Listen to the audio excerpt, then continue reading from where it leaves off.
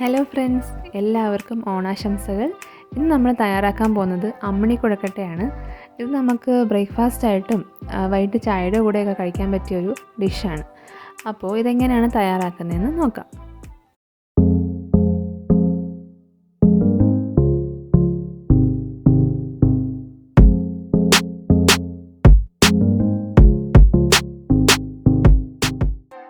കുഴക്കട്ടയ്ക്ക് വേണ്ടിയിട്ട് അരിപ്പൊടിയാണ് എടുത്തിരിക്കുന്നത്. ഇടിയപ്പത്തിൻ്റെ പൊടിയാണ്.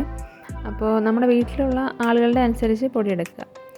ഞാനിപ്പോൾ ഒരു 1.5 കപ്പ് അരിപ്പൊടിയാണ് എടുത്തിരിക്കുന്നത്. ഇതിലേക്ക് ആവശ്യത്തിന് ഉപ്പ് ചേർത്തിട്ട് നന്നായിട്ടൊന്ന് ഇളക്കിയെടുക്കാം. ഇനി നല്ല തിളച്ച വെള്ളം ഒഴിച്ച് ഇടിയപ്പത്തിന് കുഴയ്ക്കുന്ന പോലെ ഒന്ന് കുഴച്ചെടുക്കാം. കുറേശ്ശെ വെള്ളം ഒഴിച്ച് കുഴച്ചാൽ മതി. അപ്പോൾ നമുക്ക് കറക്റ്റായിട്ട് കിട്ടും. വെള്ളത്തിൻ്റെ അളവൊന്നും പറയുന്നില്ല. ഒന്ന് കുറച്ച് കൂടുതൽ തിളപ്പിച്ചിട്ട് നമുക്ക് ആവശ്യത്തിനനുസരിച്ച് കുഴച്ചെടുത്താൽ മതി.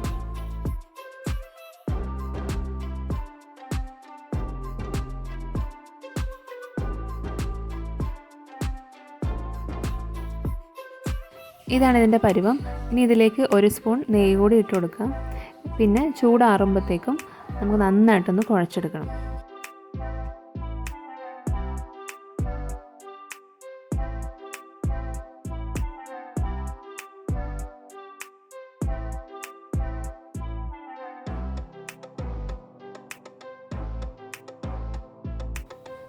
ഇനി ഇത് കുഞ്ഞി ഉരുളകളായിട്ട് ഉരുട്ടിയെടുക്കണം.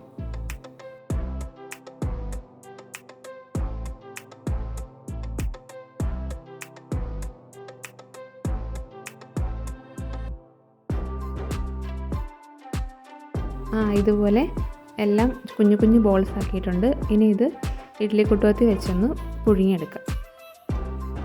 ഒരു 10 മിനിറ്റ് കൊണ്ട് തന്നെ നമുക്ക് നന്നായിട്ട് വെന്ത് കിട്ടും.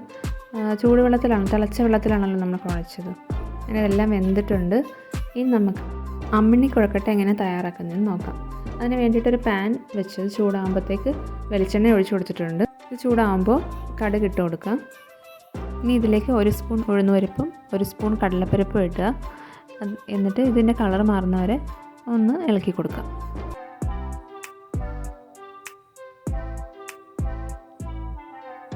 ഇതിലേക്ക് കുറച്ച് കറിവേപ്പിലയും 2 വറ്റൽമുളകും ഇട്ട് കൊടുക്കാം.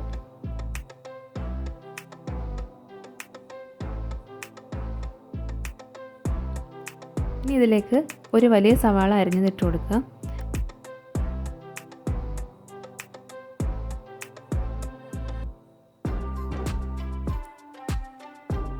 ആവശ്യത്തിന് ഉപ്പിട്ട് കൊടുത്ത് ഇതൊന്ന് ചെറുതായിട്ട് വഴറ്റിയെടുക്കുക.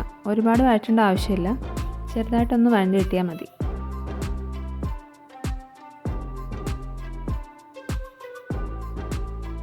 ഇനി ഇതിലേക്ക് തേങ്ങ ഇട്ട് കൊടുക്കാം.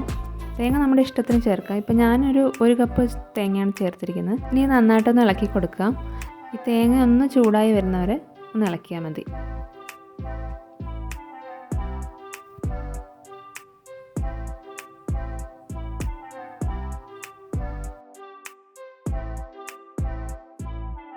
ഇനി ഇതിലേക്ക് വേവിച്ച് വെച്ചിരിക്കുന്ന കുഴക്കട്ട ഇട്ട് കൊടുക്കാം.